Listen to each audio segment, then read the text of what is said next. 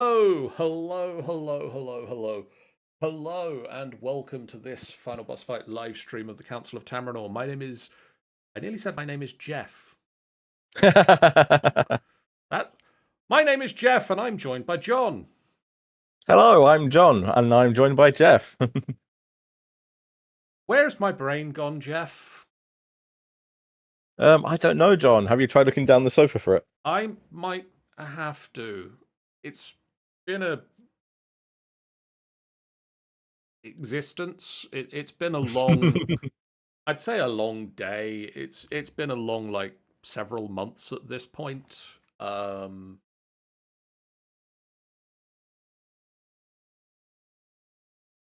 Welcome. Welcome to a world building stream where apparently the first thing we need to build is my sanity again. Oh no, embrace the insanity. Okay, Wibblefish Blob Banana. Uh, we're gonna we're gonna do some world building tonight. We are hopefully gonna be joined by Sean, but about 30 minutes ago his internet died.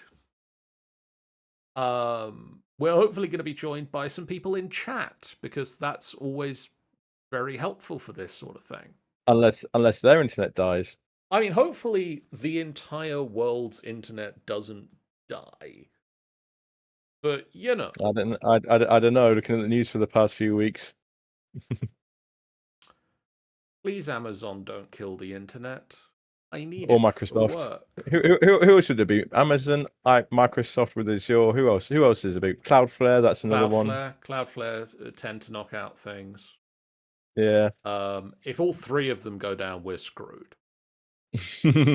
Like if all three of them go down at the same time, nobody's going to be able to get the internet back online because nobody's going Yeah. to know how to restart the router. There's that little black box on the IT crowd. Yeah, yeah. I mean, if that I mean, goes I mean, down, if that we're goes down, really that's it. screwed. That's it. Yeah.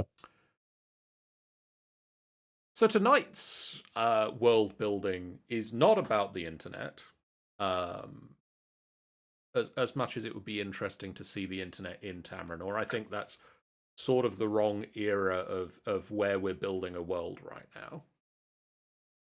Um, I want to focus this in on character options. Hmm. Primarily, I want to talk about the playable species, but I want to branch out from that as well a little bit because there are some other character option things that I think we can look at and delve into. Um, and just have a little bit of a beat around and come up with some ideas for things. Primarily at the moment, in book 2, we are introducing currently 3 new playable species options. One of those is reasonably straightforward. It is the orc. Now, we kind of know what an orc does because we can just take the standard uh, the standard orc traits from the D&D player's handbook. So to recap what that does for anybody who may have forgotten or not necessarily have entirely memorized off the top of their head, hey law, what an orc does in D&D. You get dark vision up to a range of 120 feet.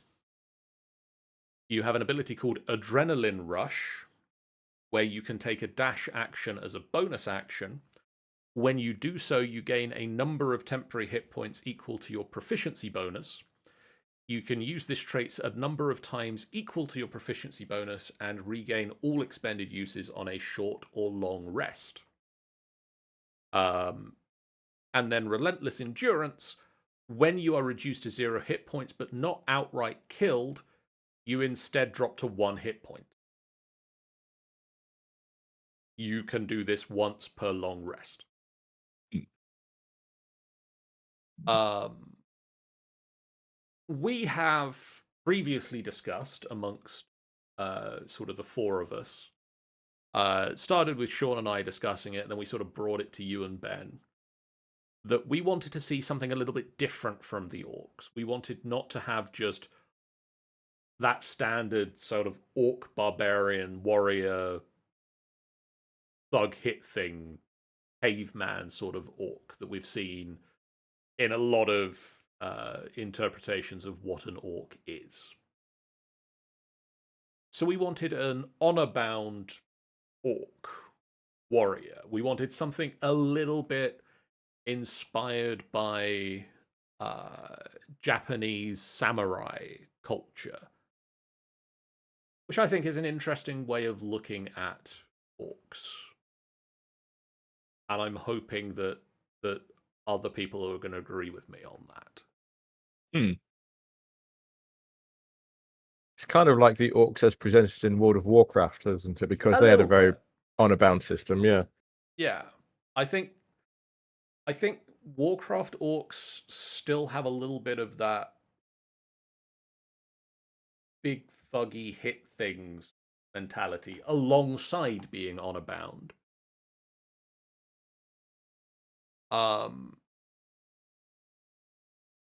We've had some discussions about it.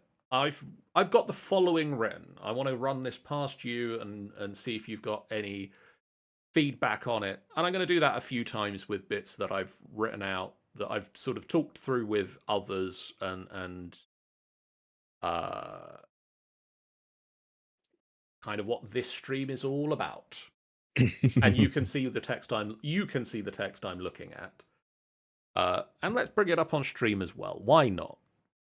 Let's treat ourselves to being able to see what we're looking at. In this day and age. I know, it's crazy. I can't actually... Let's put that there for now. This context thing that we can see on the stream, it can't leave the page. So I'm just going to have to sort of work around it.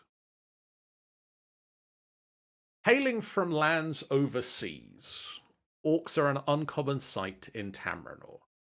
They are honor-bound warriors adhering to a strict principle that forbids them from drawing arms against any foe they deem significantly weaker than themselves. Their entire life, or their entire way of life, is governed by a philosophy known as the Gor'auth, or the Way of the Steelheart, which dictates their conduct in war, diplomacy, and daily routine. They follow the guidance of spiritual leaders called the Tharn-Kai. I wrote this and I can't pronounce it. Damn. Who interpret the code and mentor their kin. Where they choose to settle, they establish monastic strongholds known as Kadras, the Stone of Silence, often carving these structures from living rock with their bare fists and blades. I don't know if I necessarily meant living rock. I don't mean living rock. Sounds like they carve it out of dwarves. No, that's the other race. Yeah. Dwarves carve dwarves out of dwarves. I mean, what do you think of that? Like, Rogue Ben and I had a discussion at one point on Discord where we were just saying about, like, why haven't we seen orcs around before? And we came up with this idea that maybe they come from over the seas. Like, they're from one of the other continents that we know that, like, Tamrinor is a big place, but it's not the only place. And we felt that that explained why there aren't necessarily a lot of orcs around, why we didn't necessarily see them in that first bit that we covered in book 1. That makes sense, I think. And they also like the idea of this, like, carving out a monastery where they settle, that they literally, like, punch a training area into the walls.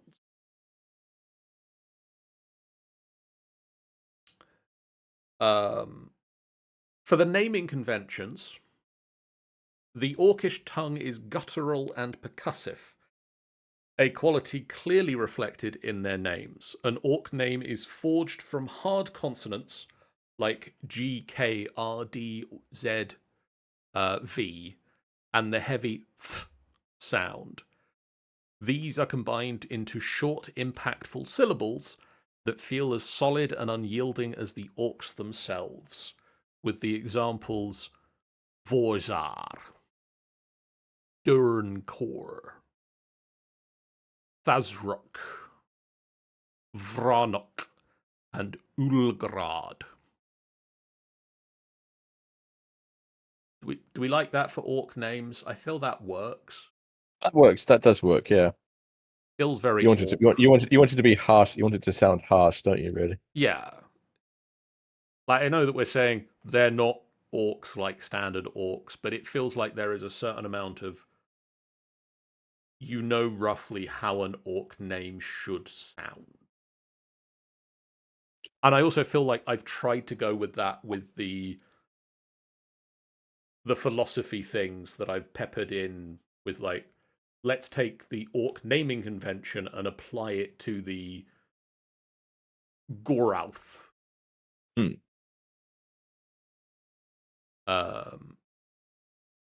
An orc rarely adventures without purpose. Their path is often a direct expression of their code, the Gorauth.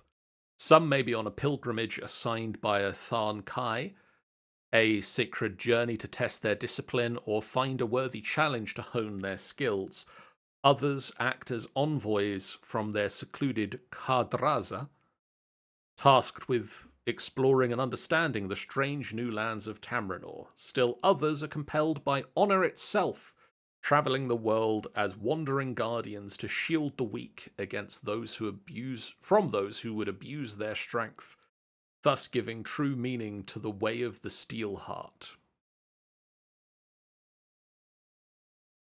I like this little paragraph I've done for, like, why are your, like, let's give some reasons as to why an adventurer of this particular species is out there adventuring.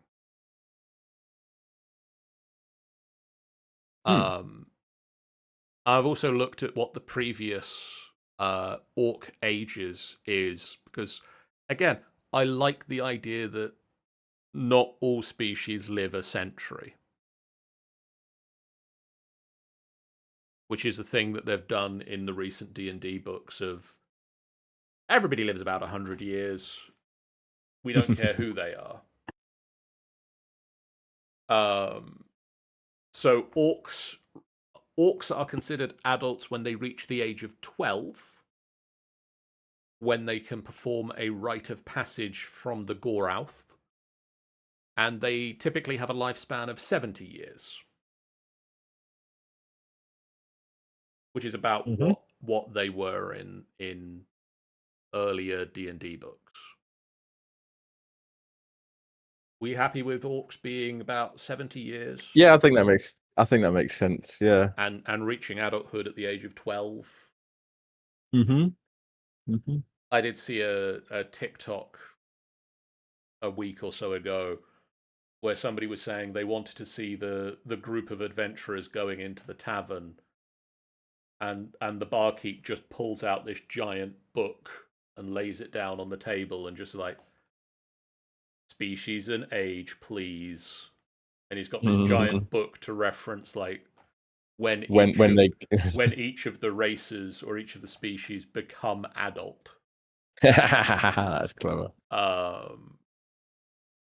I just like that idea that they have to do something, because you can't do, like, Challenge 21 in a world where a 21-year-old elf is like 5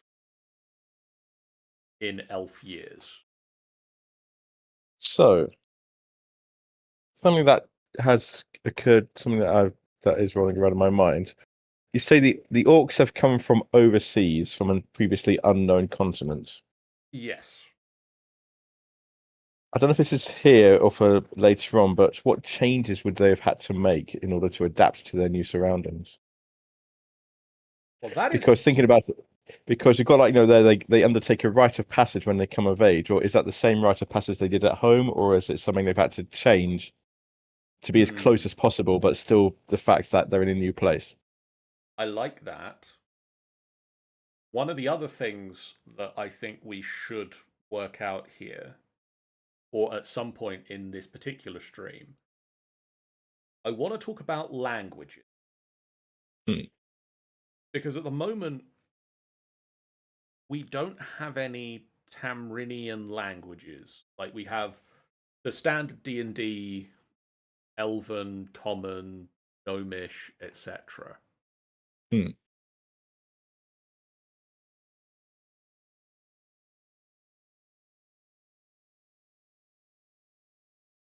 And we have Old Tamrinian. Mm-hmm. Do avians have a language?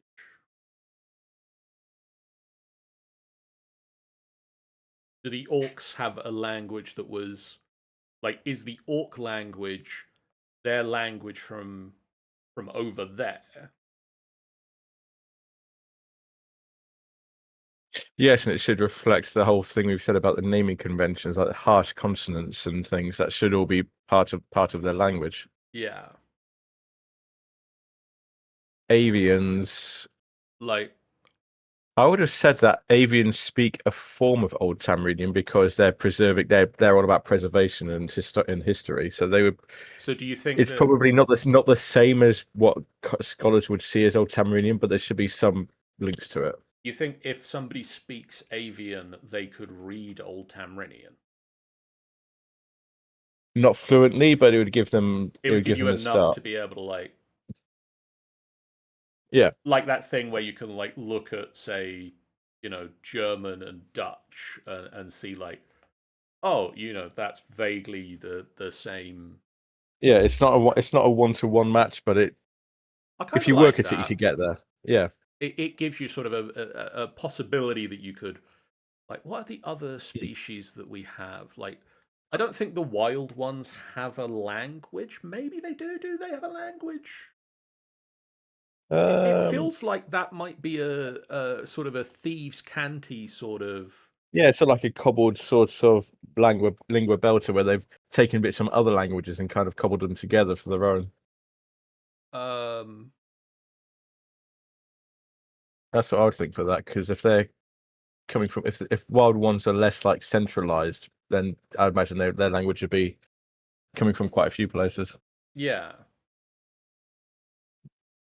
What about Just going back, Lacerta?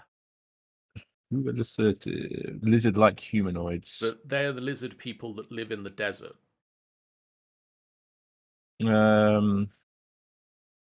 Could they be a mix of vocal sounds and our old friend, what's his face from Tomb of Annihilation? The smells of Smells of lemons. Yeah, dragon bait.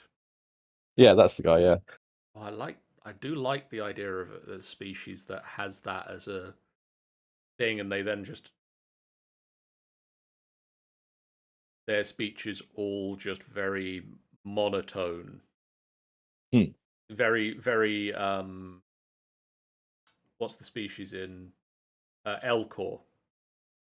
Yes, yes, and they have to like preface it with their with like emotion signifier or something, because other species, other races wouldn't be able to get these subtleties of whatever pheromones they're doing unless they train very, very, very hard at it. I mean, we've already stated that their naming convention is very direct and descriptive. They lack an understanding of similes or metaphors. So I like this idea that maybe their names might be very descriptive, but there's like this other layer on top of it that other species don't necessarily grasp. Also, I feel like I should have my notes up in another window that I could be writing all of this down into. And sorry, we just watch back the VOD later on, and the VOD becomes your notes. yeah, that is another way that we should handle this, but also actual notes is better. Actual notes is good. I'm going to go notes to expand. I'm going to put that in here. I'm going to have Language. I Going can't back to the spell. just going back to the orcs thing for a moment. The way out the idea I had for that came from Mass. Did you play Mass Effect Andromeda? I, at the very least, started that game. So you won't know the bit I'm about to tell you, which is not really a spoiler. But so Mass Effect Andromeda, a bunch of people from different races go to a new galaxy. Yeah. It's all new. The Krogan go. Now, if you've played previous Mass Effect games, just know you know that the Krogan have a rite of passage. Yes. They send out their younglings, those who are coming of age, to fight a giant sandworm, a The thresher maw. Thresher, yes. Andromeda Galaxy doesn't have any thresher maws. I suppose you'd have to import them.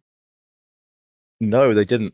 When you come across their colony later on in the game, one of the first things they're doing is looking for a viable alternative to the thresher maw. I mean, it makes sense. What do we do instead of this thing we've always done? Because that thing we've always done worked over there. It doesn't work over here now. We didn't think to bring any with us. Yeah, just like made me think. Like, if orcs have like rite of passage in their homeland, would it still be the same rite of passage, or do they have to come up with the same but different rite of passage in the new land? And another thing you could ask is is there sort of a generational divide or division of opinion? Those who are happy to adapt to the new land, or those who are still set in the old ways, thinking that things should be done in the old ways? There's a lot you could do with that. There is a lot you can do with that.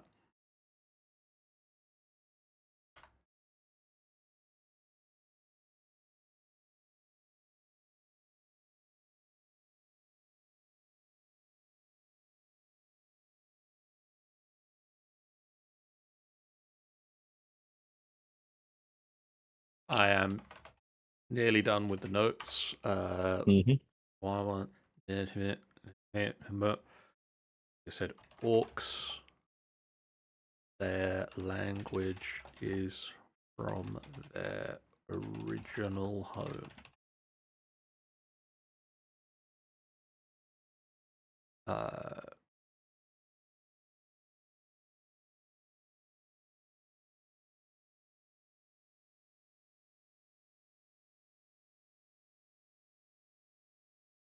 Nope, this note needs to go in. Do I have an orcs folder here? Do I have a species? There it is, orcs.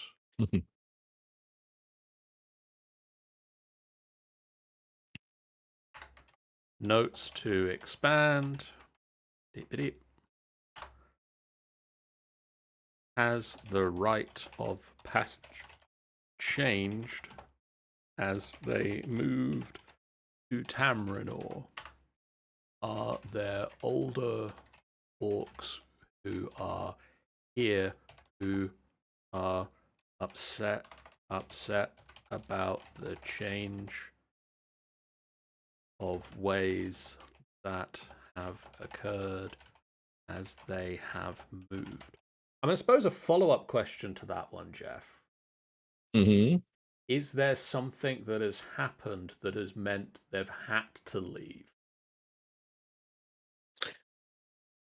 That is also an interesting question. Because if there are old orcs that are here who are upset about the change of ways as they have moved to Tamrinor, why aren't they still over there? So, has something happened that has meant over there is no longer a viable place for us to be, so we're now here? I think that's a question for book 4, personally. Has something happened over there that means the orcs are now here? Book 4. I think the idea that this off something has happened, but there's a bit of a mystery. years. There's a bit of a mystery behind it. And yeah. I suppose also when it comes to book 4 or like book 5 dependent, that's where we also have to like have come up with a name for where over there is. Beyond just vaguely pointing off camera and going that place. That way. Overseas. I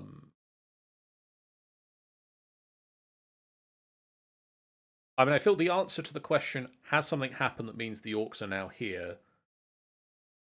At the very least, these groups of orcs are here now. Something has occurred in currently unnamed place that at least some amount of orcs are no longer there and are now here. And if we are saying that some of them are upset that they've had to change their ways, something has happened that has meant they had to change their ways to come here rather than stay there. I just like the idea that the consonant it would be an orc word, and maybe the word in Tamrinian just means homeland. I like it. Because no one's really going to know, because if the orcs are so new people, no one's really going to know their language. So if we just have like homeland or some sort of like similar sort of word, it just means home. But you don't say that, but you don't get the meaning of that because you don't know what the language means. Vorkai. Vorkai. Vorkai. Varkai? Vorkai. Vorkai. Vorkai. Vorkai. Lots of R's in it. Vorkai. I like Vorkai with 2 R's. I think that rolls off better. Oh God. VORR_KAI. I like the idea of having that Kai on there as it like calls back to the Tharn Kai. That's my thinking as well, yeah. Also, I found out recently that Kai means sea in Japanese. Yay. But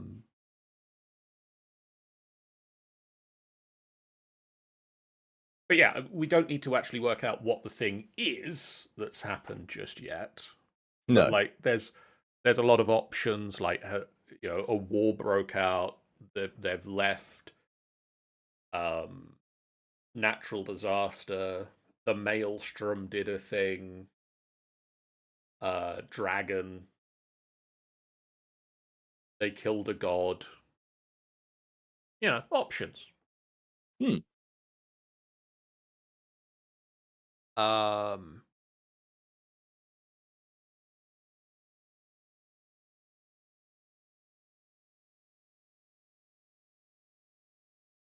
Details are sparse. Okay. Let's go alphabetically back to the first of the 2 new other species. Mostly because this is the one that's somewhat easier to deal with, because I know that we're going to have a fairly big discussion over the second one. Amalgi.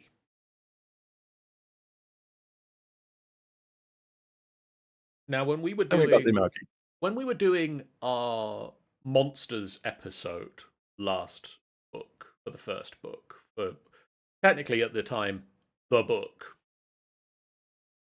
we came up with the Amalgi as a species, as a creature type that was parts of the Forge that had cobbled themselves together, and while they weren't necessarily sentient, were a still active remnant of the past. I liked that idea, but then I said, what if playable? What if they aren't barely sentient, but they are, like, we've lost the ability to make new sentience. But if there's old sentient lying around, you can sort of cobble something together from it. Okay, yes. And so that's what my idea for the Amalgi is. They are either previous forged creatures that have sort of cobbled a new body back together for themselves, or one of the coggers of various places has mostly put together a physical sentient cybernetic creature built on the forged technology. Now, my thoughts on this is they ain't perfect.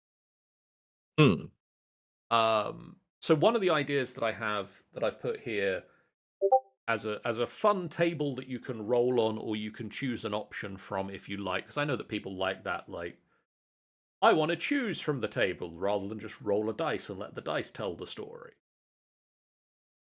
I thought of quirks. Like, you know how you've got,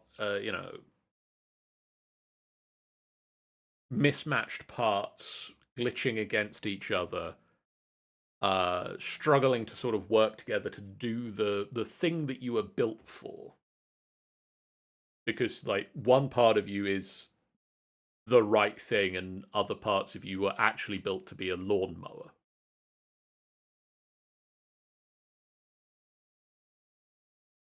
Mm-hmm. So I've got a random table for quirks, and I've also suggested that over the course of the adventures, you might find new forged parts and adopt them into yourself, and then you can get a new quirk or lose your quirk altogether.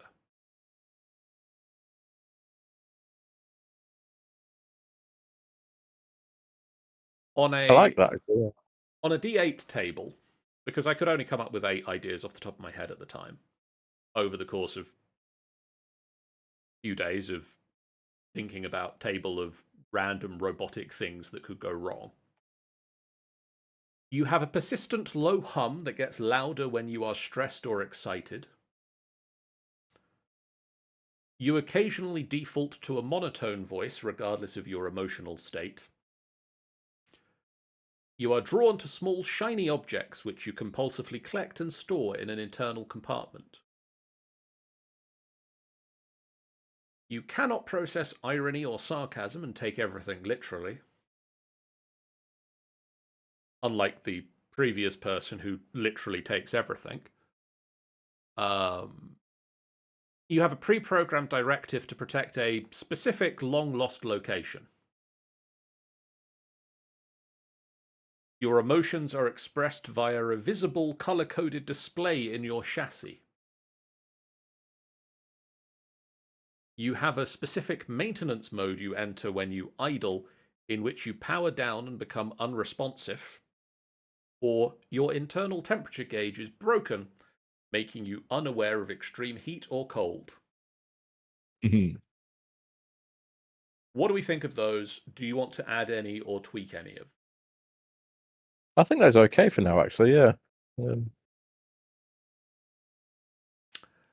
We'll come back to naming conventions, because I right did now, have, I did have, I did have an idea that the naming convention should be very functional because, for example, if they're being put together by an artisan, by a cogger, then the cogger may give them a name or may have a function in mind for them. So their names should be very functional, I would have thought. I think that's going to be sensible. Like, for the most part, they are going to be named what you are meant to do. Whether that's what you're actually doing. An Amalgi's reason for adventuring is often pieced together as their own body. Many are driven by a quest for the past, seeking fragments of memory about their former life, or searching for clues about the fall of the legendary Forged.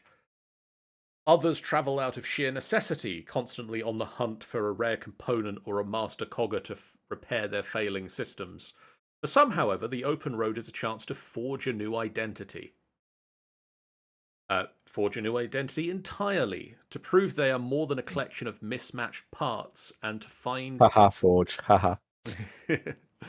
to find a purpose worthy of a second chance at life.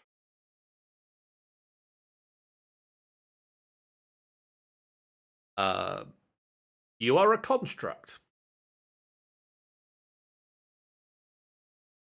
In terms of aging, Amalgi don't age in the same way that other species do, and it is not clear if there is an upper limit to their functional time, as long as replacement parts can be found and maintenance is, oh, that says proved. That should say provided.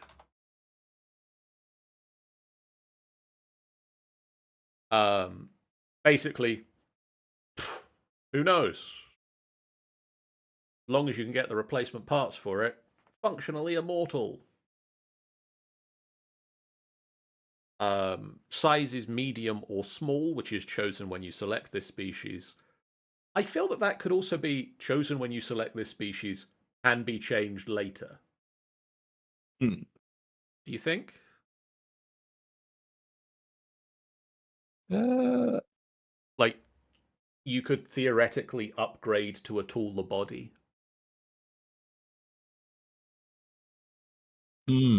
Interesting idea.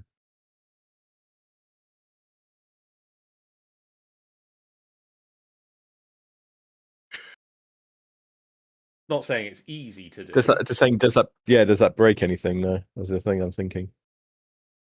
I don't think it does anymore, really. There's not that much tied to medium or small and being able to necessarily shift between the two. I'm also saying it's not like something you do in the middle of a fight. Because there it would, like, if you were able to, like, transform her in the middle of a fight, there might be considerations because there are spells that do that.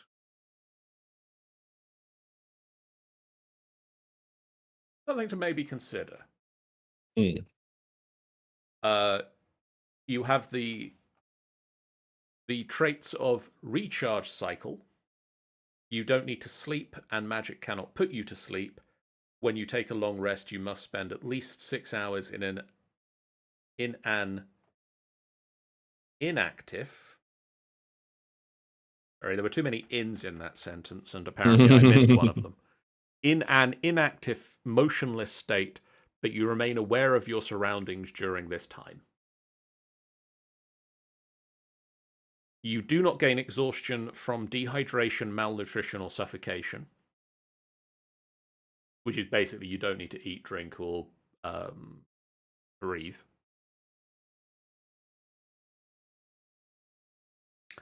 And then these are the two Amalgi specific traits that we've been brainstorming.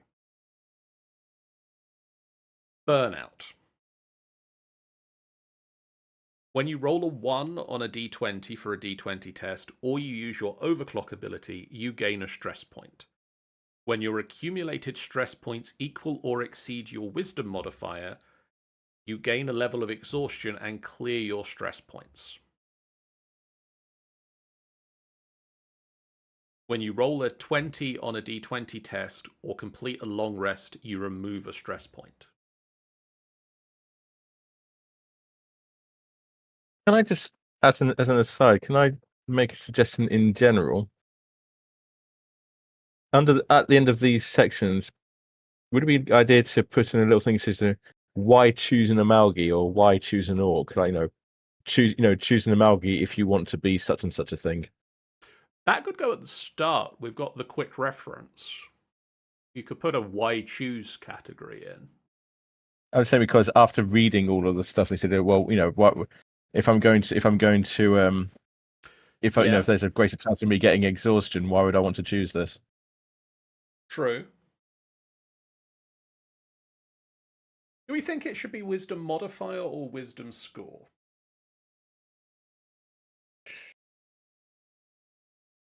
Wisdom modifier, it's only ever going to go up to 5. How about half your wisdom score? Yeah. That So way, that at would least it's be not like an immediate thing, but it's not going to take so long that it never happens. so for the average wisdom score, that's still going to be 5. Which I guess, yeah, 5 is better than it being your wisdom score is 10 and you have 0 modifier.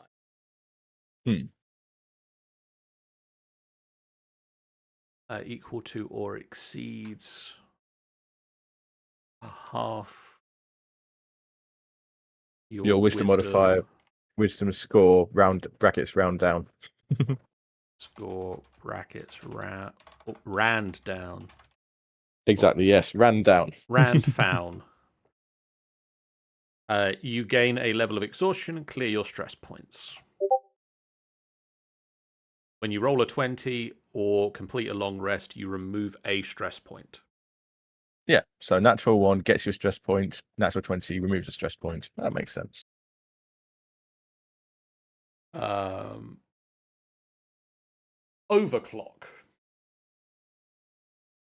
When you have neither advantage or disadvantage on a d20 test, you may choose to overclock your roll by taking a stress point after the results of the test have been resolved.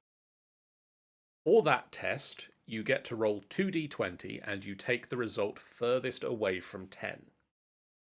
If you roll 2 numbers equidistant from 10, such as 13 and 7, roll again. Roll on the relevant overclock effect table.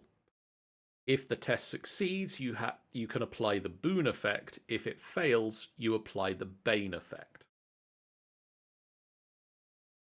So let's see, we've got an overclock effects table. So at the moment, not a lot. This is a complicated table mechanic that I'm needing some assistance with writing the rest of them. If it's an attack... What? It's a lot of dice going for a straight for something. Right, what's the goal we're trying to accomplish? We're trying to give them, if they choose to overclock, they pay a stress point, but they get to roll 2d20. They potentially get a really good effect if they hit, but a negative effect if they miss. Okay, so when you have another advantage or disadvantage, you may choose to overclock your roll.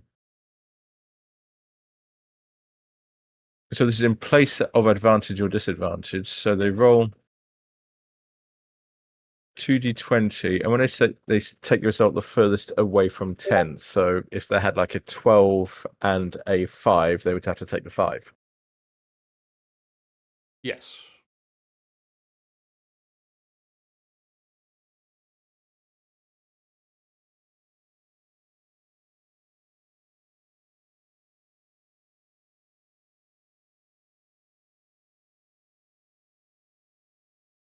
I hate to say, but the safest option then would be never to overclock.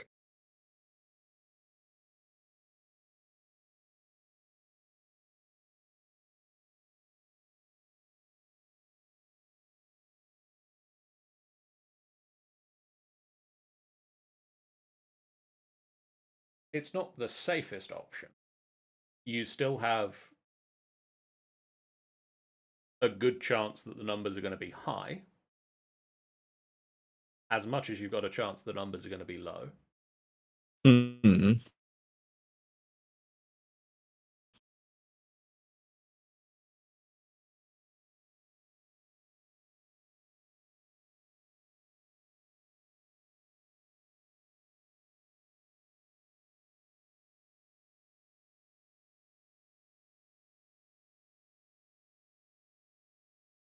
Okay, so we're looking for a mechanic that gives you something for taking stress.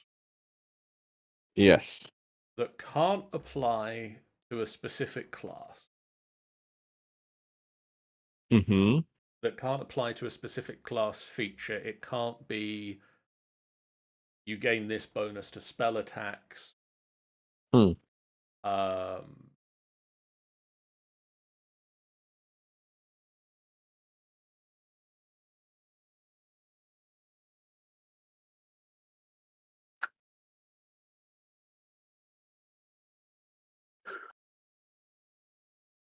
What are you thinking?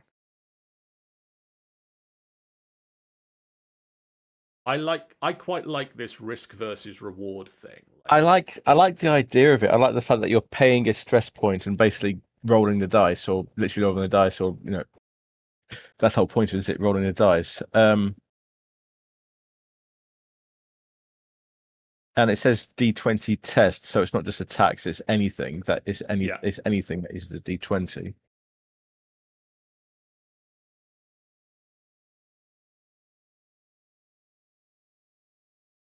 This is where I wish there was a mechanic that natural 20 in a test gave you something extra. That as actually written in the rules gave you something extra, because then we could say that, if you succeed, it counts as a natural 20, or if you fail, it counts as a natural 1. But there's no written down mechanic in D&D that has a benefit or a disadvantage for either of those extremes normally. Critical hits only affect attacks. Only in attacks, yeah.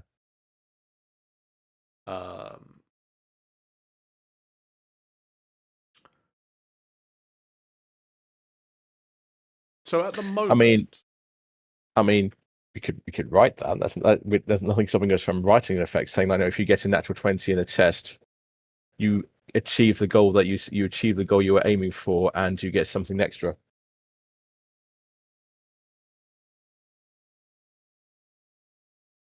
I mean, do we do that just as the Amalgi's overclock functionality is? No, we make that a general. We make that a general rule. This is just me thinking out loud. We can make that a general like guideline saying, like, natural. If you get a natural 20, you obviously achieve the goal. You achieve the goal you're aiming for, and you get a bit extra, like an extra piece of information or an extra benefit. Natural 1 is you fail and something bad happens, and then the overclock could be, if you overclock and succeed, it is a natural 20. If you overclock and fail, it is a natural 1. Okay. I mean, I'm not opposed to it. I do, however, feel that there is still a case of, with certain skill tests, you do need it to be, this thing is absolutely impossible. Very true. Yes. Because in that case, why are you making them do a skill test? There is that argument, but it's like at some point it's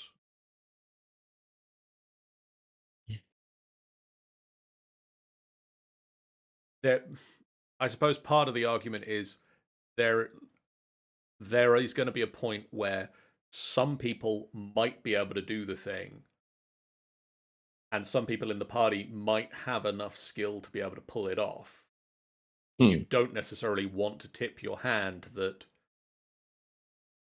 not everyone can do it until such time as everybody's rolled to say, well, I rolled and I got a 10. Arguably, yeah. Why are you letting the people do it if they have zero chance of passing?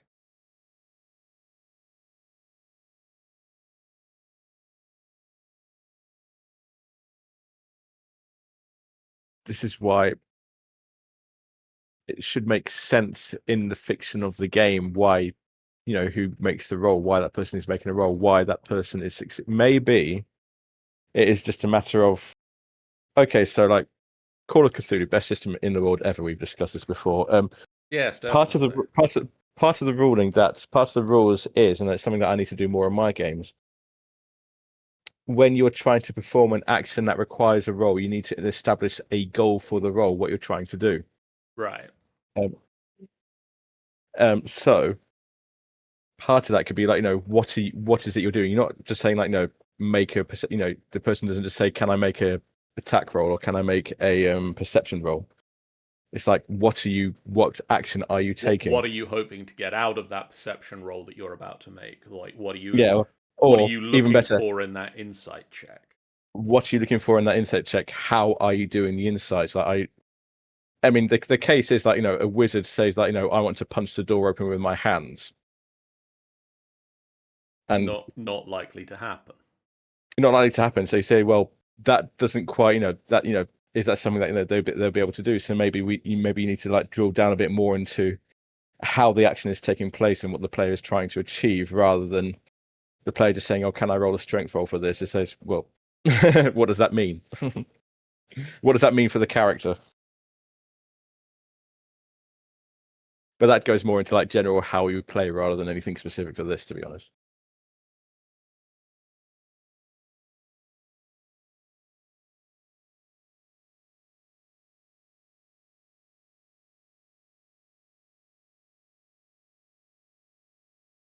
So for the overclock effect, sorry, yeah. Are we thinking we don't like this is the emphasis roll? Are we saying we don't like this for this effect? The idea is it's either going to go really well or really poorly. It's not going to be a middle grounding answer. I just think it could be a lot of dice for what amounts to a very simple action.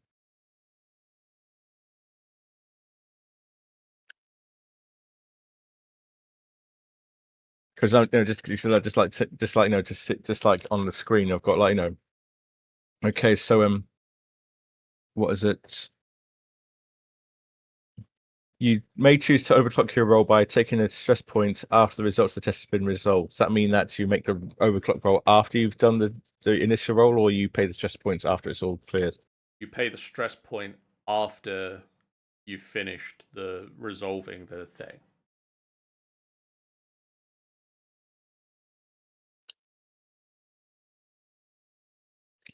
I can see that, because then that means you don't take exhaustion until after the test is finished. I can see why that's happening.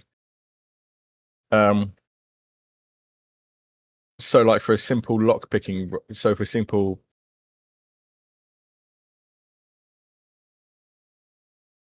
lockpick roll, or no, just as like a simple attack roll against an enemy. If I overclock, I've got 2 d20s. Okay, advantage. That's the same number of dice.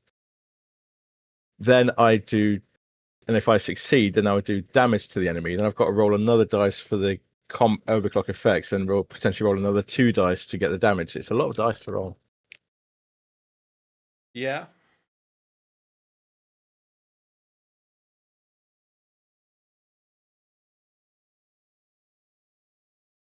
What are we thinking? What are we thinking?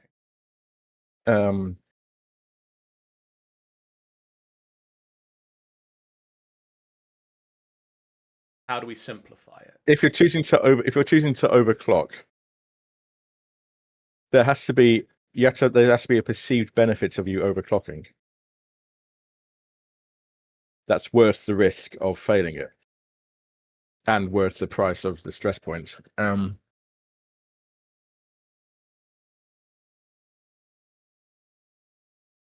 Maybe this is one that needs input from the others, but I think the simplest version of it is natural 20 or natural 1. That, to me, that's the simplest version of it. Okay, I've got a proposal. Mm-hmm. We keep it being the emphasis dice. Mm-hmm. But rather than rolling on an overclock effect table, mostly because the overclock effect tables are also proving to be incredibly difficult to write the effects for. To be honest, that's also an indicator that you might be going the wrong direction. Yeah. We keep it to one effect per type of roll. I like that. Yep. So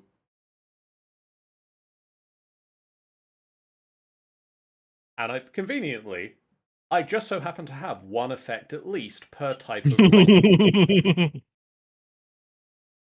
I like it. If we're doing that, I like the combat effect of the attack deals maximum damage, because essentially that's a critical hit anyway.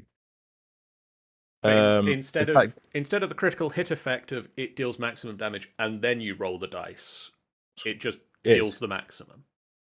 I like that. You don't roll on top. Yeah. And the other one is the attack deals normal damage, maximum damage to you. Okay, that's fine. You played and you lost. That's fine. I'm happy with that. Yep. So I think that's a good compromise, actually. If you're making a skill check, if you gain the boon,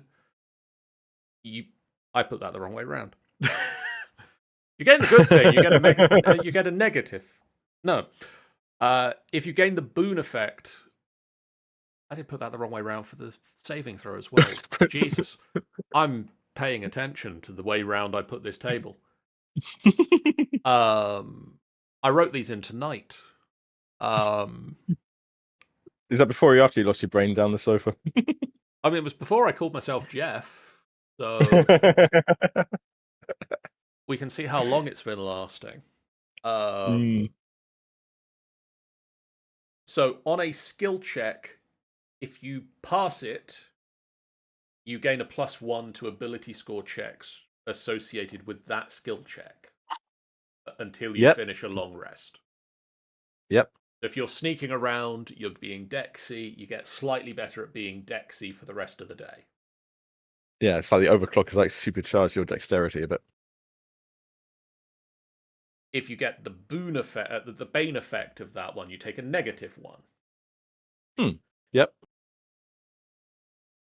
I kind of want to throw in the word, if we're going to keep it as just one thing, very important word for that. Cumulative. For both. For both.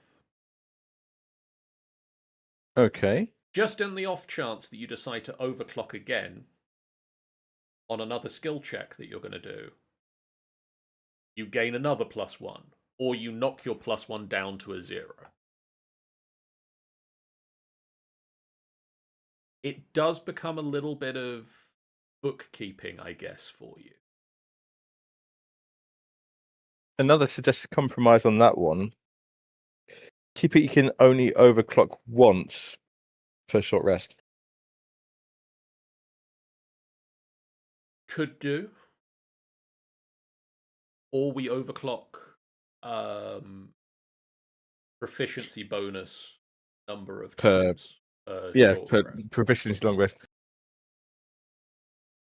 I don't see need to overclock more than your proficiency bonus per long rest, to be honest. And then on the saving throws, if you would take half damage, you either take them. Doesn't quite. It's either no damage or max damage. You take no damage or max damage. Except you've failed the saving throw.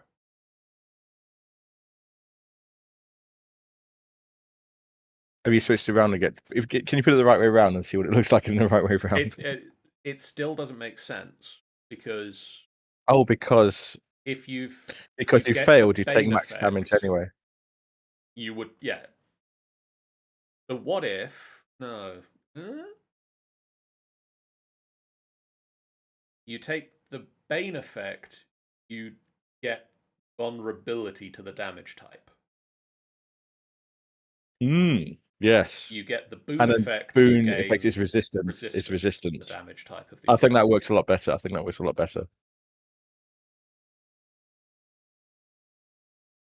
Okay, just throwing this out there. How about this? You can overclock a number of times equal to your proficiency modifier per long rest, but you can only overclock a particular skill once. Does that become too much to count?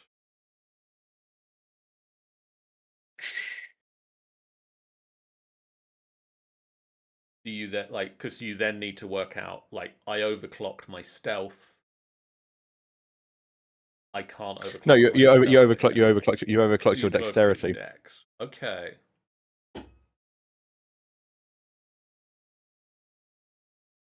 But what if you then I really need to make this lockpick check?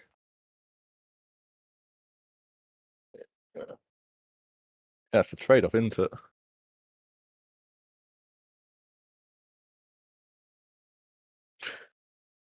Or, this could get into so much bookkeeping, but my second thought then is still keep its proficiency modifier per long rest, but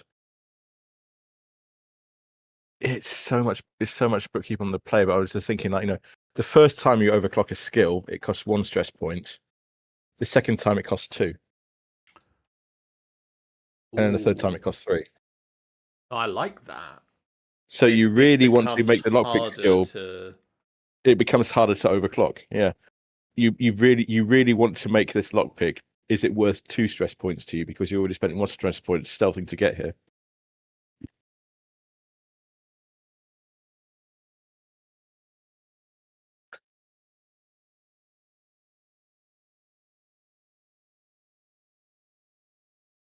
I mean, to be fair, D&D players do a lot of bookkeeping anyway, don't they? With spell slots, resources, and everything else. So what's another one on top of that?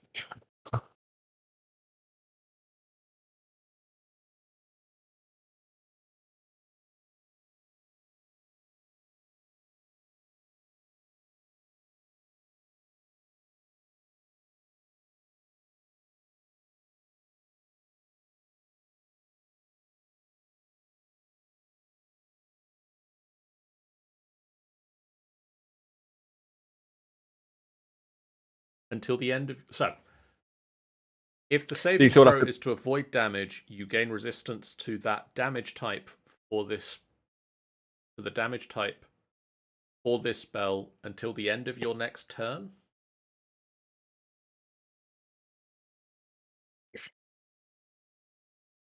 Or for this effect.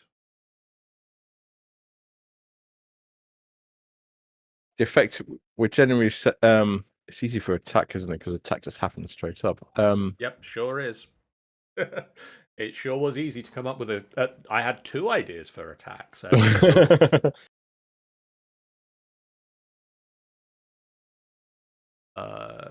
for a minute. Put it for a minute. For a whole minute. That gives you enough to get to the end of the combat, at least. Usually. And then the same for the vulnerability. Yes. Yeah.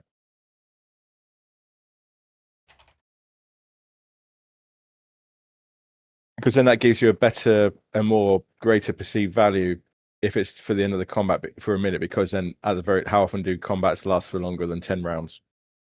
Something's gone very wrong if it's lasting that long. Yep. Damn it.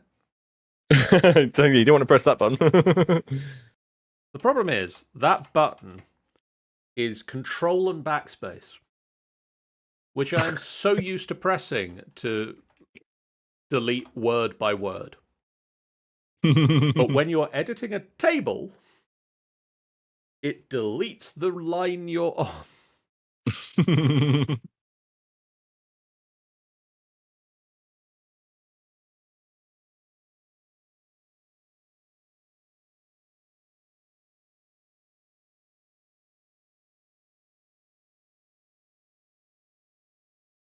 So you can overclock So what about saying you can use this ability or use this feature? Use this feature a number of times equal to your proficiency. I will double check the spelling they use. That's about right. The spelling and grammar that they use in the books for this, because they use this layout of things. Yeah. Per long rest and regain all uses when you complete a long rest. Mm-hmm. For each time, same. Just write it down. You can fix up the power. You can phrase it properly later on. For each time, same stat. 1 additional stress. Freeze point. Stream. Okay. Cost go up.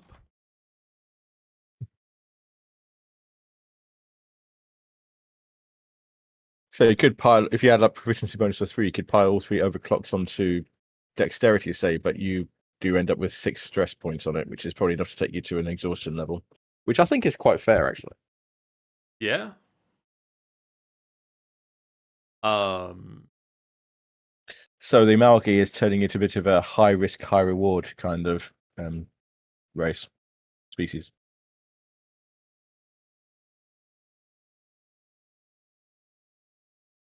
That was kind of the idea with this overclocking feature, is that it became you gain a bonus, but it's at a risk. Which, I like that, yeah. It's kind of everything should be that sort of thing where it's like, you gain this bonus, but there's a chance it goes wrong. I think the Amalgi have sort of really personified that. They're very much like, why play an Amalgi if you like high risk, high reward characters or high risk, high reward play. Which actually I need to put in my notes that we want to look at, not in that one because that's under the orcs. We want to add a why choose this species section for each species. Species is a weird word. I know, you never read of one species. It's also writing it out, as I've written it out so often writing these books. It looks a bit weird now, doesn't it? It's speckies. It is speckies.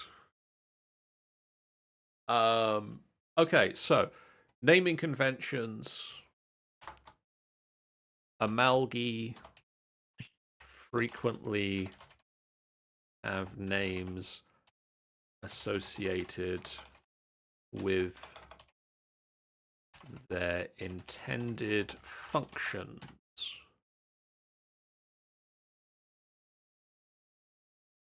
Either historical or recent. Anything else we want to put in there? What are examples? Well, you could say mower. Yeah. More about like. Oh, sorry about the print. What if it is an Amalgi that wasn't made by a cogger, but like has reforged itself? Like, what does an Amalgi that just wakes up and goes, I'm going to go out into the world and find out what the heck happened to us?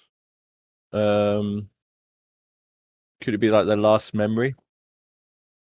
Like the last memory they had of whatever function they had? That could work. I'm also trying. Because you could get things like Sentinel or Guardian.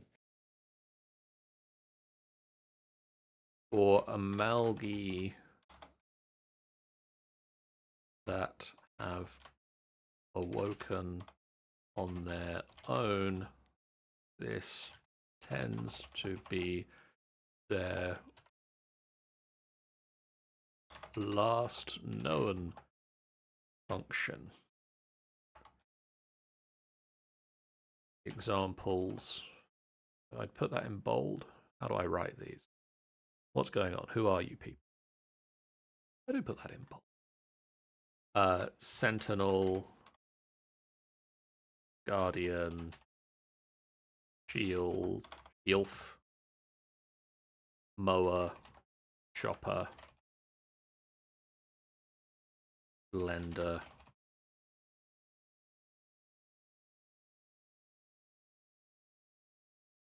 Company, Friend. I like it. I feel very sad for the poor person who's has resurrected an Amalgi as friend, and they've just left them alone to go off and be an adventurer. Oh, I had a friend. Oh, we are friend. I like it. Okay.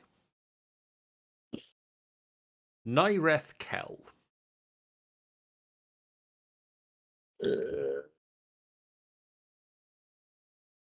Whomst are the Nineth Kell? They're the Dark Elves, aren't they? Nyreth Kell are the Shadow Elves. So they are based on the Shadowkai. But also I wanted to go with a what if our place Shadowkai?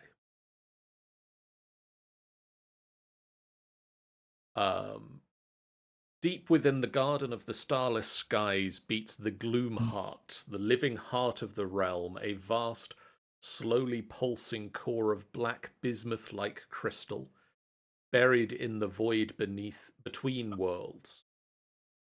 Its pulse spreads ripples of shadow essence throughout the realms, warping light, bending time, and whispering madness to those who linger too long in the dark. Nyreth Kell lore holds that their ancestors did not seek the gloom heart out of devotion, but were captured by its will. They were drawn into the darkness by irresistible visionary compulsions during an age where they were hunted to near extinction in the mortal realm. In the heart's monolithic presence, they were offered a pact, survival in exchange for servitude. Their very life force was forever bound to its slow cosmic rhythm. This day, no matter how far they roam, every Nyreth Kell fills this connection as a faint secondary heartbeat. It is a constant reminder of their pact and a dire omen, for elders say that when the pulse quickens, it heralds a great and terrible change.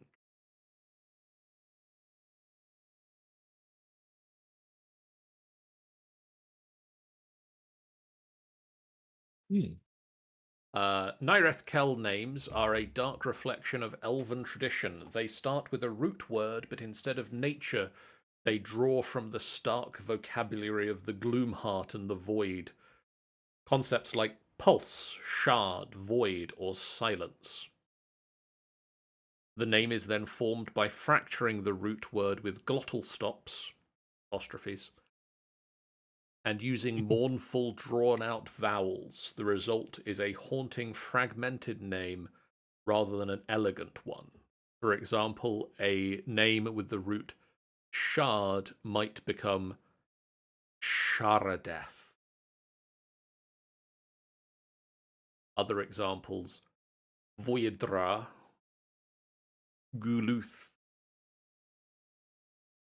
Ikokel.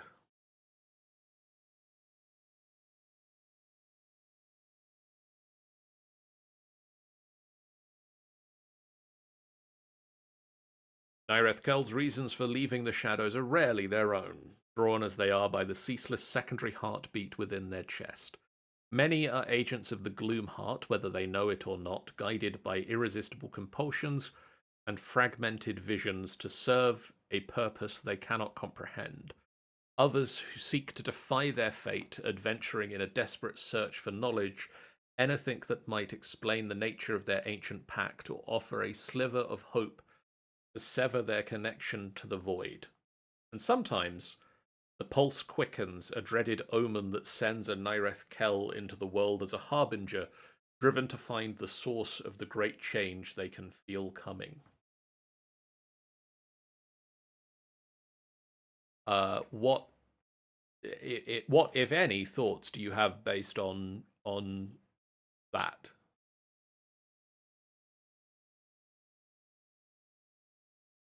The Forsaken in Destiny? Is that the one I'm thinking of? A little bit.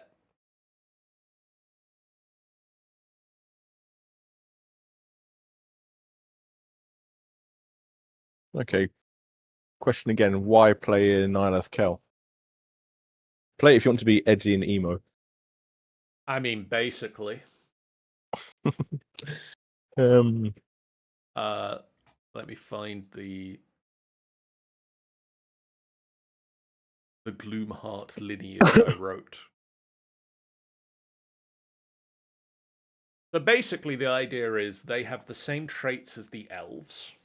So you have the dark vision, You have the Fey ancestry that gives you advantage on saving throws to avoid or end charmed.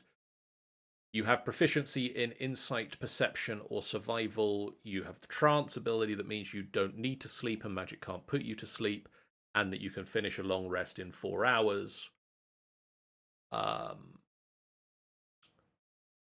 Your spells. You have resistance to necrotic damage, and you know the chill touch cantrip. Mm-hmm. At 3rd level, you gain the false life spell. Okay, yeah. And at 5th level, you gain Misty Step. I like it. These, yep. I do need to write that into the book because I wanted to have have this discussion about, are we keeping them as basically elves that have been mutated by the darkness? Do we need to give them like a feature or an ability outside of the spells? Such as?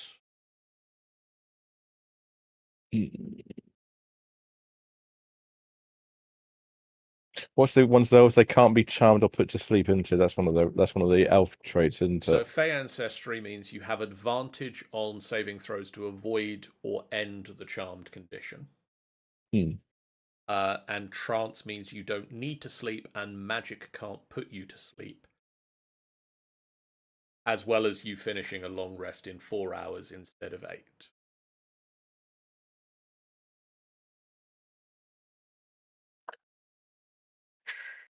You also have proficiency in insight, perception, or survival.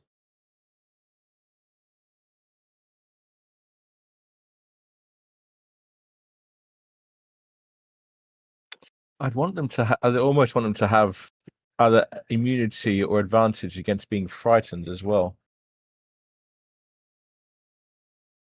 I could see that being a thing.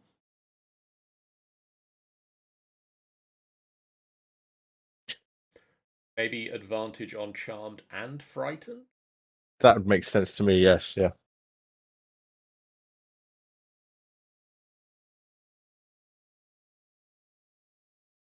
Do we need to give them, like, if we're giving them that bonus, do we need to give them a disadvantage somewhere else? Disadvantage on... I'm thinking going back to like the Forsaken or something. I'm thinking pale or pallid faces. I'm thinking disadvantage on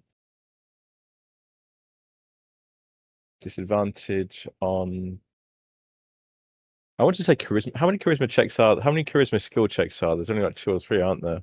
That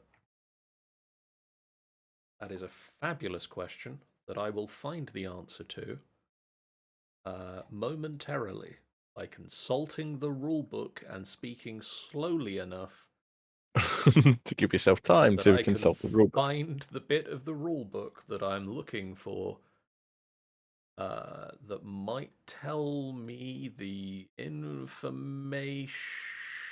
I need to really slow down, apparently. So I'm just looking at a character sheet and I'm just grabbing a character sheet and seeing what the skills are. So charisma is deception, intimidation, performance, persuasion. So four skills. Okay, so that's a bit more than what I was expecting. How about advantage on intimidation checks and disadvantage on persuasion checks? Or no, is that too much?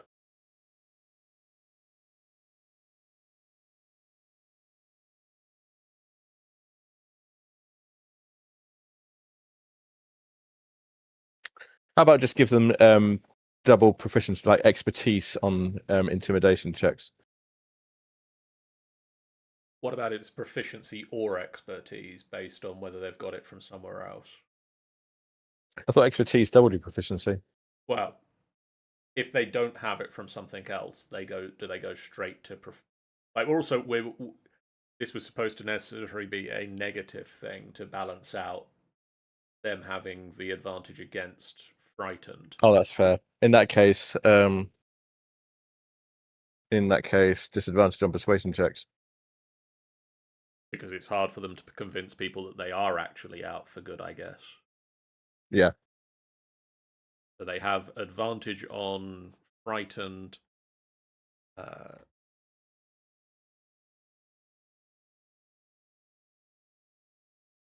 Advantage on frightened, as well as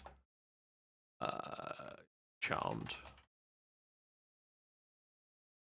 Or another suggestion: could we give them a -2 on charisma? We can't really use that too much. No, I can't. Not really a thing. They don't do that anymore. They don't do ability modifiers anymore. Not on species. That's the whole point. That's the whole point of choosing certain species to go with certain classes. They've moved it over to the backgrounds, which I still like, but it does also mean that certain backgrounds are now very much tied to certain classes, which I'm not a huge fan of. I like the idea that your background contributes to where you go later in life and what your ability scores are.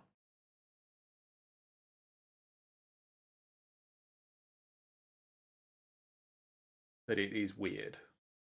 Okay.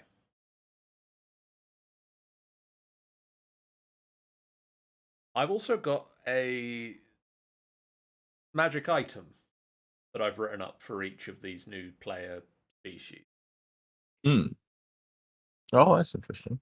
Because I was going through my magic items and I had the Plate of Casimir, and I had the rules that I'd already written for Suntide, so I put them in this book because Suntide is supposed to be in Lawfell at them.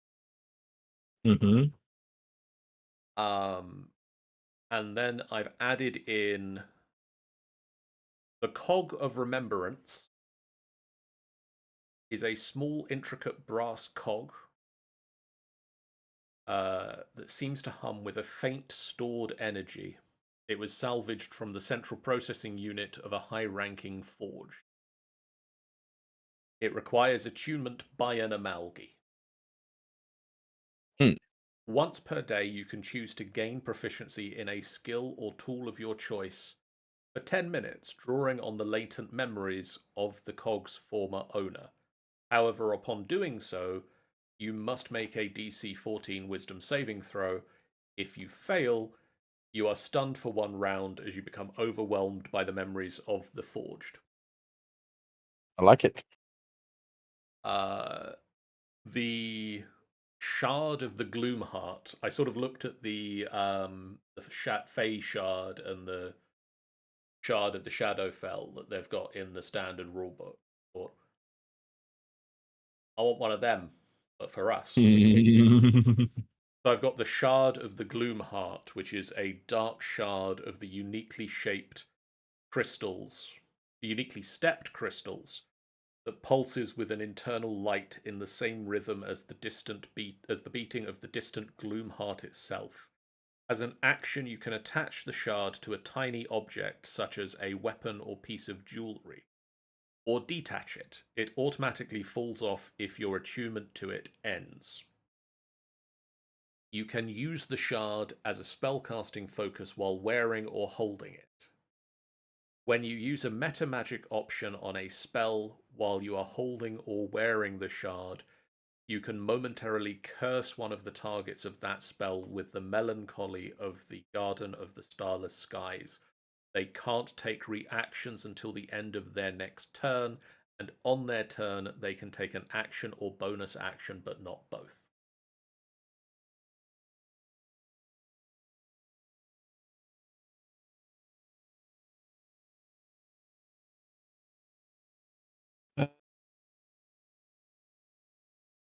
I'm just coming up with one specifically for a Narath Kel. Okay. I've not got a name for it, but the concept is a dagger made of obsidian, but it has the blink back ability.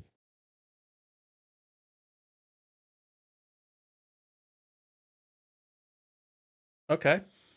So like you can throw it, but it will always come back to but it always reappears in your hand, and you can't be, you can't lose it. You can summon it to your hand like it's a hexblade, or like the bound weapon. I can't remember the exact name for it. I like it. If you name it, I'll write the rest of it out at some point. I'll come up with a name for that. And then I also have the Wraps of the Adamant Fist. These are simple thick cloth wraps stained with dust and sweat. They are cut from the banners of a completed Kardraza and are imbued with the collective discipline and will it took to create the monastery. While wearing these wraps, your unarmed strikes are considered magical for the purposes of overcoming resistance and immunity. Furthermore, when you hit a creature with an unarmed strike, you can choose to deal an extra 1d6 force damage.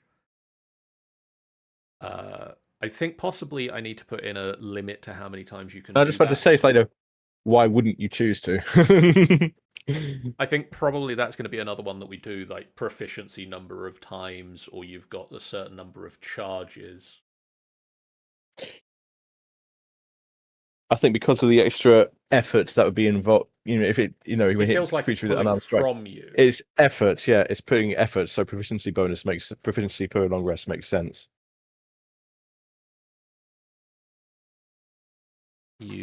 Oh god, spells. Oh, go back on your own line.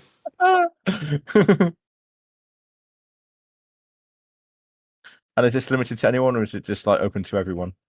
It at the moment I've got it requires attunement. Do we want to limit it to an orc?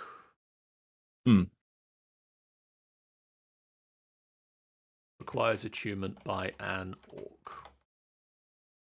That kind of makes sense, yeah.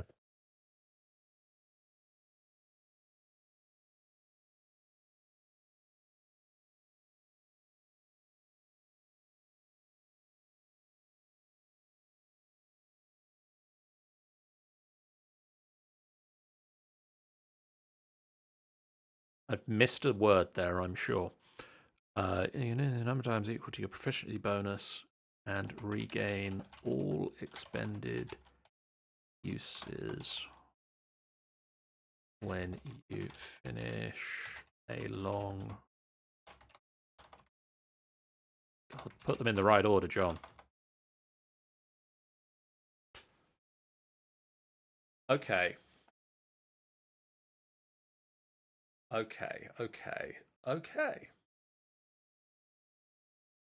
Just have a quick look at the 9 of Kel background again, quickly. Background, the description. Okay. There's the description.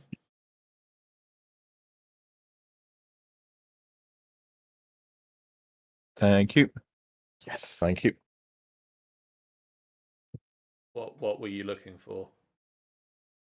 I'm just trying to see, trying to get inspiration actually. So I think it's the fact of the pact that is what I want for inspiration. So give me a few minutes.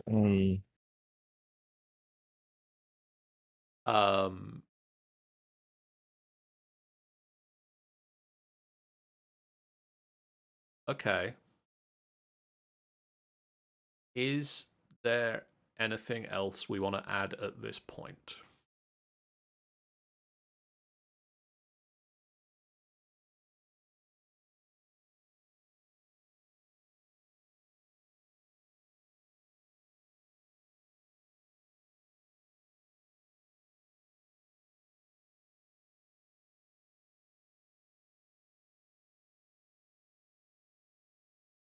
I would like us to consider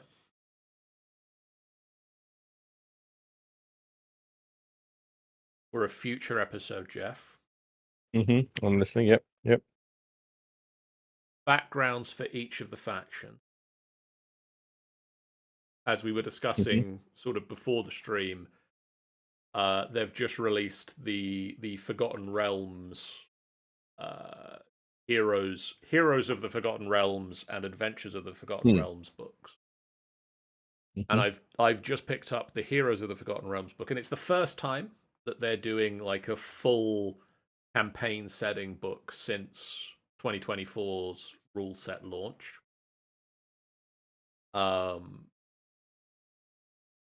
they've done a background for each of their factions. So I think we should do a sort of you are a member of this faction background for each of our factions.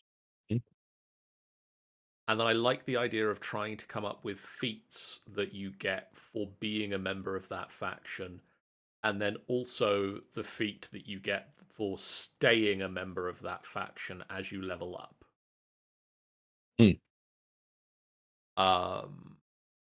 So that is something that I want to consider for a future episode.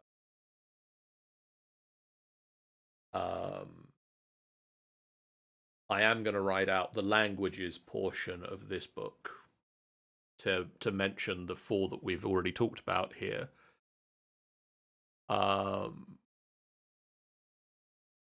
Trying to work out, are there any other species that we have listed here that would have their own language outside of the ones that are already in standard D&D? I don't think there are.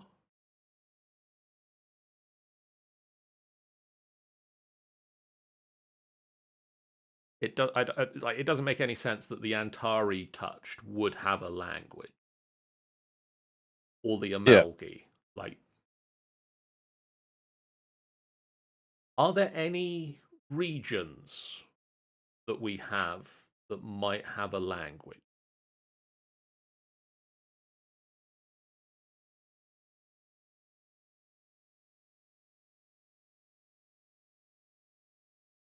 Other than species-specific language, I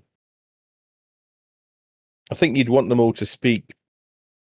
Like, they're all going to have common. They're all going to have common. You'll need that for trade. Would, like, Erim have its own language? Where is it? Where is it exactly? Erim is the desert along the south of the continent.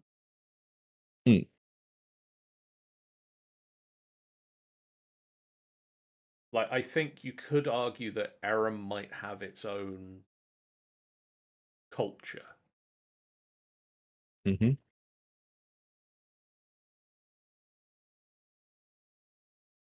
Maybe.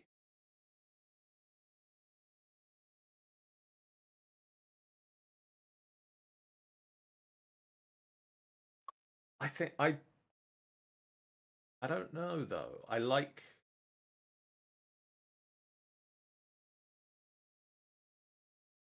the languages we've got listed at the moment.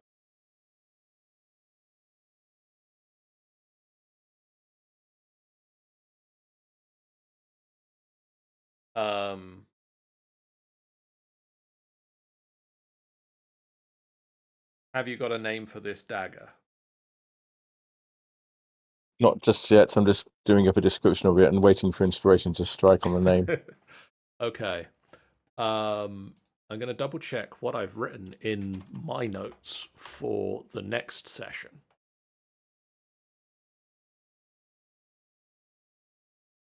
So for December, I have written down, we discuss the history of Taur-Galade and the Ravenstone Marshes. Does that sound a good shout for the next one? Is that where we want to go next? Yeah, I think so. Yeah. I have no Um, objection either way.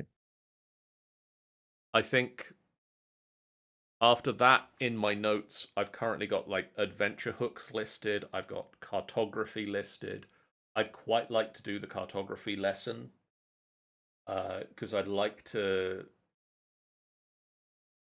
us to have a map in this book of at least like the streets of Lawfell.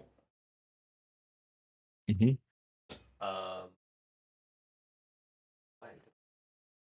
Oh, here it is. I've got this, which I don't know if you're watching the stream, Geoff. 1 moment. So just click the tab. There we are. Yep. But I have this to hand, which is a map of the streets of Ankh-Morpork. Yay! I have that somewhere. I don't know where it is. And this is a fun, fold-out map that is. I do like it. I do like it. Massive. I'm not suggesting we do it to this level of detail. Mostly because we're not Terry Pratchett and we can't afford to. But I've spoken to Sian. I'd like to I'd like us as the council and Sian to sort of sit down and go over these are the landmarks we know are in the city. These are the ones that we know are specifically placed here, here, and here. What else do we need? What's the other thoroughfares? What's the things that we need here and there? And what are we missing? Because I think that's going to be an interesting thing to do. I think that's maybe something we look to do in January. And then at that point in January, we are sort of starting the countdown clock again. Because we need to, if we want this book at UK Games Expo next year, Geoff. Yeah, I think we do. Yep. Just for my own amusement, can you just hold up the map of Ankh-Morpork again? If you haven't already put it down. I had put it down, but I can get it out again. Yeah, just open it out. And can you rotate it 90 degrees clockwise? Maybe. Is this going clockwise? So I think you want the oh no, other way. Sorry, other way. My clockwise. So you want the booklet at the top. So go the other way. Okay, there we go. Without tearing it.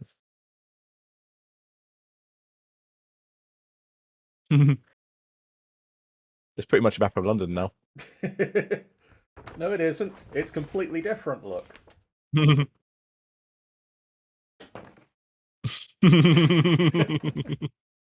Oh, I've got to fold it up again. Yeah.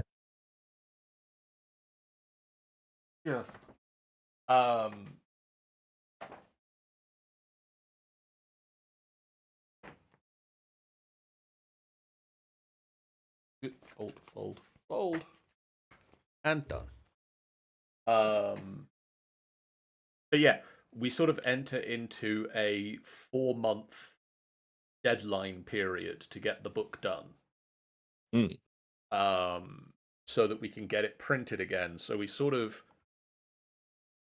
if we do cartography in January, adventure hooks in February, March we do the feats and backgrounds and magic items and spells. That becomes kind of a big month. But I think that's kind of one thing that we need to do is just do that. And then also possibly at that point, I know that I'd started the ideas of the one subclass. We possibly need to look at finishing that up. And if we're going to do another one, have it finished by that point as well.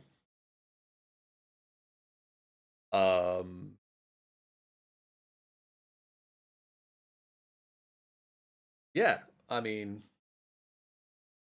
woo, looking good. I do think we're in a better place this year than we were trying to get everything done last time.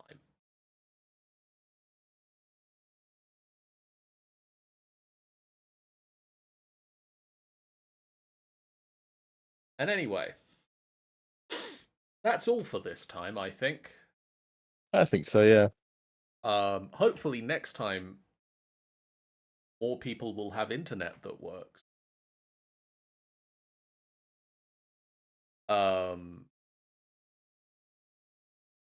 But for now, thank you guys so much for watching.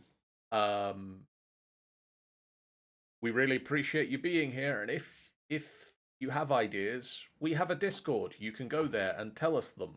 You could have told us in the chat, and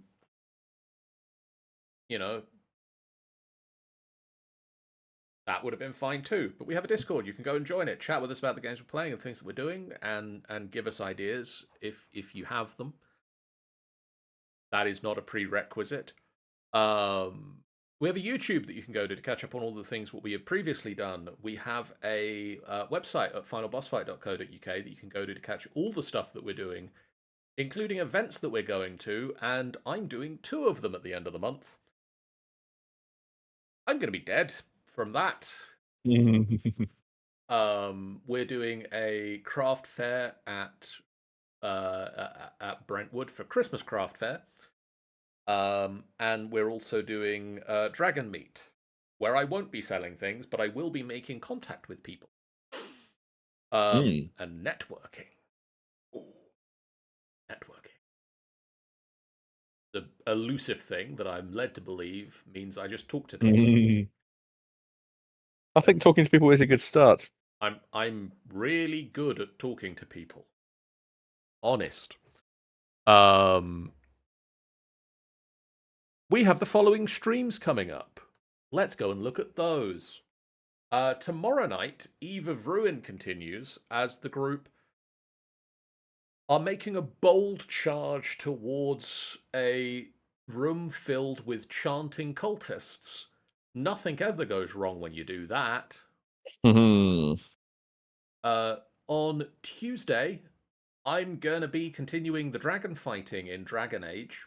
I've dealt with 6 of them, and I believe there is another 4 of them that I need to deal with.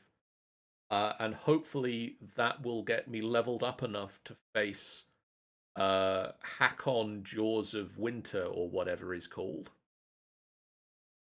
Hopefully Wednesday this week, more of the Minecraft crew will be around, and we'll actually finish off this particular this particular mod pack. We've got 2 planets left to go to, Venus and Mercury. We're going to go look around those. I'm likely to just use my godlike powers to not need to breathe or be affected by the sun, which are the fun of having godlike powers that we've worked very hard to get. And then after this week, we're going to be starting a new modded Minecraft server, looking at the very least for a brief period of time, we're going to do an all the mods 10 to the skies skyblock pack while we wait for FBF Craft V5 coming sometime in 2026, I think. Then Saturday next week, it is the FBF quiz night, where we have a quiz around Final Fantasy VII, but the original game. Yay! What do you mean original game? There was only one game. They never did a remake. They promised they were going to do a remake of it for so long, but it never appeared. It's a big shame. It's weird that keeps happening with things. Final Fantasy, the original game. We've also got Halloween, because I already wrote the questions, and the quiz now falls into November. This is as close as we get. A movie trivia, and I'm going to look at doing a general knowledge round.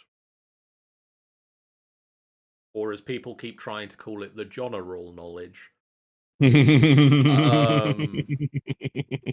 We'll see how that goes. Tune in next Saturday for that quiz night. For now, it is raiding time. Woo! And whomst are we going to raid this Saturday evening, I hear you ask? Because I have the ability to hear what you are saying from where I am.